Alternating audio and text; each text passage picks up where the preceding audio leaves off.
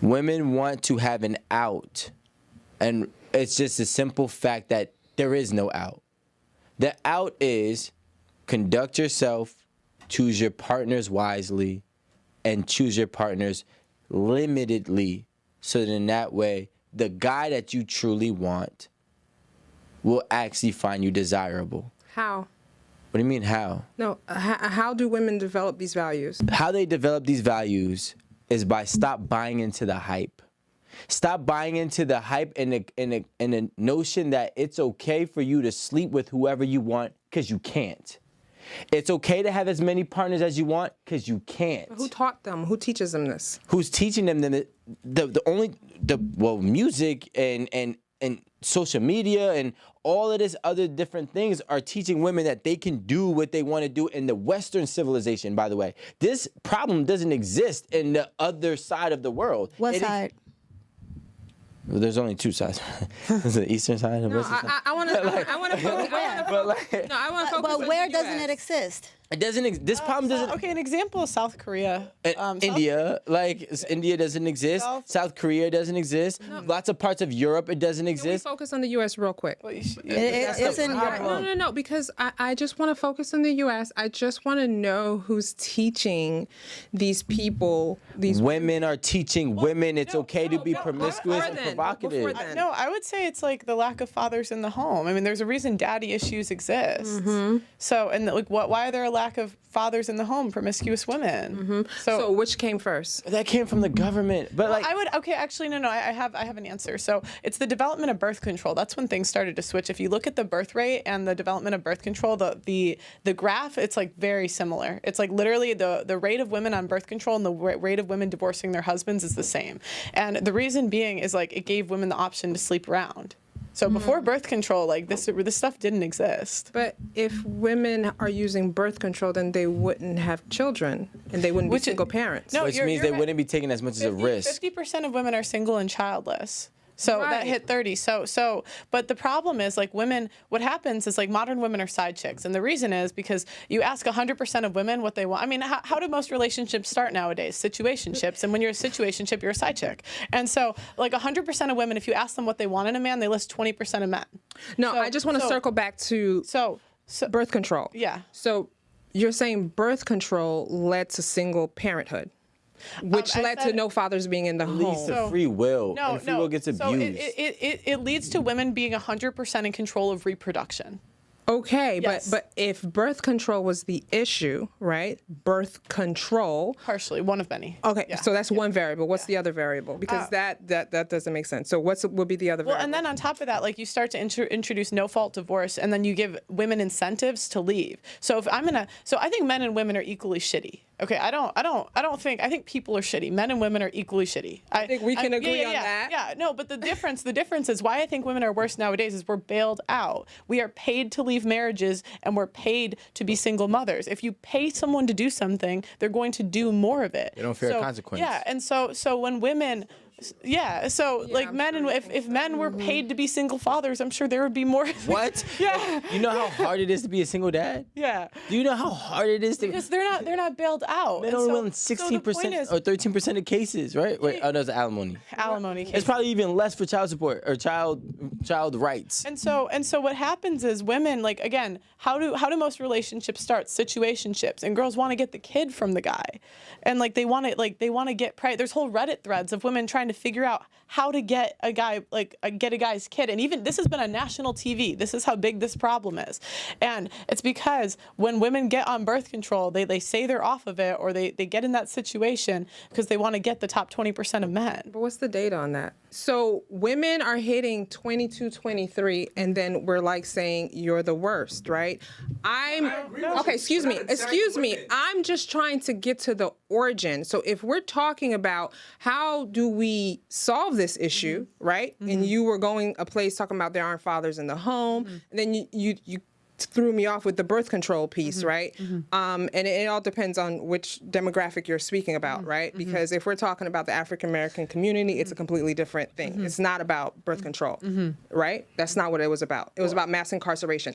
I'll pull that data for you. Okay. So my thing is this, is like if we're talking about the problem, right? See, you make a point because you have a daughter, right? You make a point that you're going to raise her in a certain way. My story is a 1%er story from the way I was raised. No shame to my mom. I'm talking about my environment. Yeah. And what I've done and how I got out of it, I don't know, right? Whatever. But what I always try to tell people, like, I had a good parent in my house. Although it was only one, I had a great parent in my house. However, my environment influenced me more than my parent. And that's the reality of life. People think that their parent influences them more than their environment, and that's not true. Your environment plays a bigger role and effect on you than your home does. I think you're an outlier. No, I think I'm an outlier to understand not to drink the Kool-Aid. Yes, but you're still an outlier. But this is what I'm trying to say. Women need to stop drinking the Kool-Aid. That's the only solution.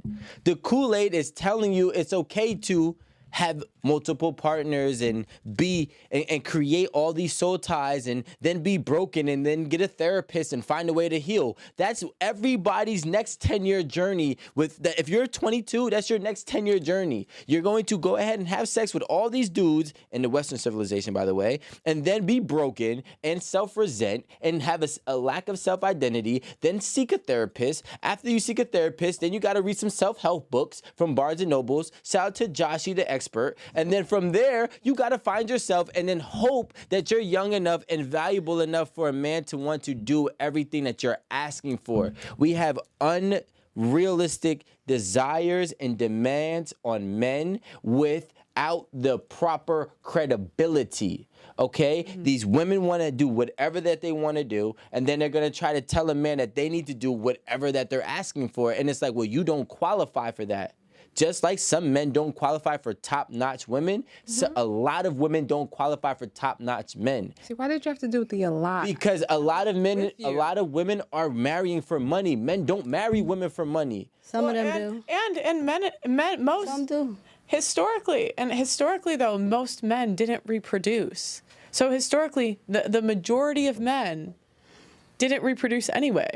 So that's like a given. Like men did, and I'm fertile. I'm saying you said why you said why did he have to say most women? And I said it's a given with men. And even for women, like I don't say that hoes can't get married and like no one will. About reproduction. We were talking about reproduction. It's just like, okay, I agree with you that when you say that, I agree with you. There are people that don't qualify for each other. That's okay. That's fine. But why did you have to go to make the point? Right? You said there are men that don't qualify for certain women. Then you had to say there are a lot of women. Because most women have the same desires. You want a man that has money. You want a man that can protect. You want a man that can provide. Guess what? Most men can't protect you. Hold on a second, Rico. Okay? Most men can't provide for you. They don't have that ability. Most men are cowards. Most men are liars. Most men are poor. So now when it's like you want a man who wants to protect you want a man who can protect and provide for you. Most men can't do both. We want a woman that can just chill with us and comfort us and be our companion. That is an intangible that everybody qualifies for. But why are we generalizing? Like, I'm not generalizing, Marie. Marie, I love you so much. I'm not generalizing. I swear. Maybe I'm biased because I'm a guy. I'll take that. I agree with Marie. You give the person the choice, and if that's not your person, you move on. And my thing is, like, how do you change this? Stop making it a thing that if you slept with a certain number of people, 10 people, or whatever the number is, you're a hoe. It's just you're just you. Okay? And unfortunately for me, I don't want a woman that has slept with 20 men. So now we both get to move on our separate ways, and I will find my person eventually. So it's not like, it doesn't matter.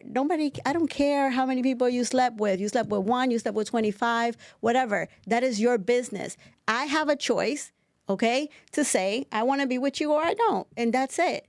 But you want people, the whole question here was, why do women lie? They lie because there's a stigma on how many people you slept with.